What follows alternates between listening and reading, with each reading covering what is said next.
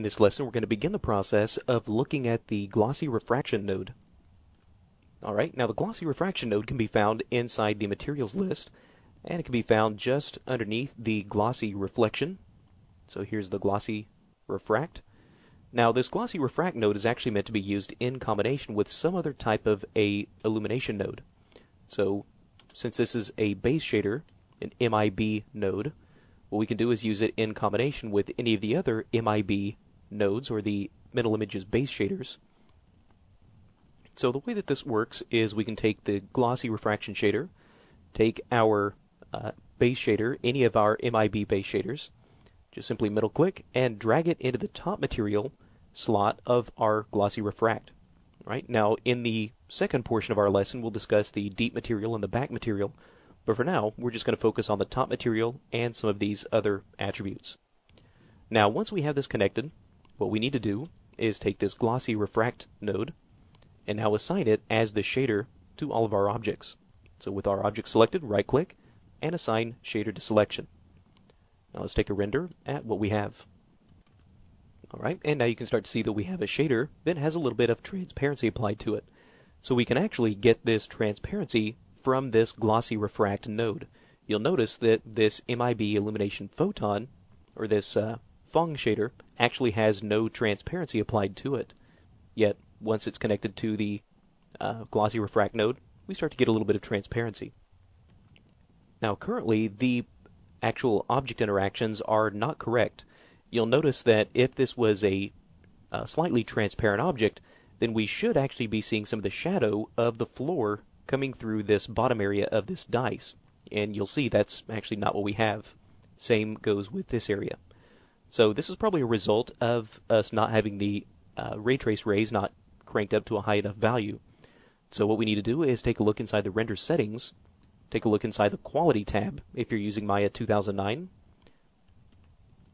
and now take a look inside the ray tracing tab, and let's start to increase the number of reflection and refraction rays. And while we're at it, we'll go ahead and increase the depth. So right now this is set to just one object interaction, so that's why we don't start to get the interaction of the second ray bounce. So let's make sure that this is at least a value of 2, maybe even 3, just to be on the safe side. We'll also make sure that the refraction rays are set up to 3, and then we'll make sure that the max trace depth is set to the sum of these two values. So that way we get all 3 ray interactions for the reflection and refraction. So now let's see what we get. And now we can start to see some of the shadows on the floor, as well as some of the patterns on the floor coming through these dice.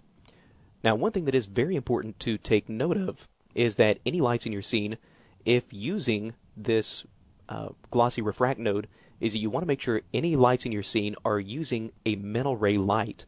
Otherwise, your shadows will not be able to interact correctly with this material if you're just using a normal Maya light.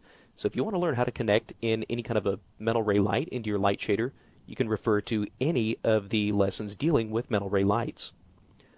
Alright, so now that we have that taken care of, let's start to now focus back on some of the attributes on this glossy refract node. So the first attribute that we have is the actual refract color. Now this is basically just a multiplier that controls the strength of our refraction result. So if this was set to something very low, and if I save my result, you can see that that starts to reduce the amount of transparency that we have in our material. So more often than not, you'll probably want to keep this refraction color up to a fairly high value. Now below that we have the max distance. Now the max distance really controls the ability or the distance that this ray is able to travel, or any kind of a ray tracing ray is able to travel before it reports back to the camera. So right now with it set to 0, the ray can just go on forever until it stops interacting with any objects. If we were to set this to a fairly low value like 1, this will only let your rays pass a certain distance into your objects before they report back. So you can see the objects that are very close to the surface of this dice, some of these indentions, we can actually see the transparent result of those. But once we start to get further into this object, once we pass this maximum distance of 1, the ray will not pass any further, and it just gets reported back. So that's why we can't see any kind of refraction from the floor through this object. And really, these become much more important, or this max distance becomes something much more important once we start to utilize these deep materials and the back materials. Again, we'll talk about those in the second part of this lesson. Now, the refraction base weight, and edge factor pretty much do the same thing as the reflection weight and edge factors of the glossy reflect blur. So if you want to learn more about those, you can refer back to that lesson. Now, just below that, we have the index of refraction. So right now this is set to 1, which means that the light will not refract at all as it passes through the object. So that's why we start to get these very straight-on lighting effects. So you can see that we have absolutely no refraction whatsoever in the floor patterns. So let's start to increase this to something higher than 1. Let's try 1.5. And you can see now that the refraction is at a level higher than 1. Now we start to see the effect of both the refraction and the refraction blurring. So the refraction blurring is happening just down here. So we have the number of samples, the amount of spread, both for both the horizontal and vertical axes. So the number of samples, just like with the reflection rays, we have the ability to start to increase this, to start to get something a little bit softer and a little less noisy.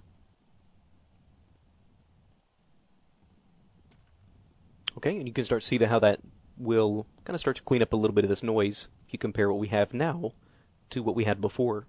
Although, just like with the reflection blur, as you start to increase these samples, your render time will start to increase fairly significantly.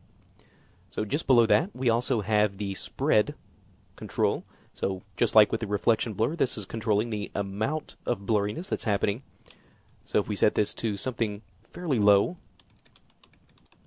like that, and while I'm at it, I'll go ahead and take this MIB Fong material and start to make this just a little bit darker, just because, just like with a lot of these other base shader materials, this is fairly sensitive to light, especially compared to the Maya versions. So I'll take this orange color and just drop that down a little bit so it's not quite as bright. And now we can start to see some of the results from this refraction, although this might be a little bit easier to see if we were to maybe angle the camera down a little bit more so we can actually see some of the backdrop behind these actual dice. There we go. Now that becomes a little bit easier to see the actual refraction effect that is happening. So let's go back to the actual glossy refract node, and let's start to increase the number of, or rather the amount of spread that we have here. So we'll take this to something like 0.5. And now we should start to really see the overall refraction blurring taking effect. And now we can start to really see this blurred refraction result that we now have. Now, one thing that is important to keep in mind is the need to use this actual glossy refraction node really only applies to any of the base shaders, anything with the MIB prefix. If you're going to be using something like the Metal Images architectural material, the need to use this glossy refract node really doesn't apply because the ability to blur both the reflection and the refraction is already built in to this architectural material. So in our next lesson, we're going to revisit this actual refract node, and we're going to take a look at the deep material and the back materials.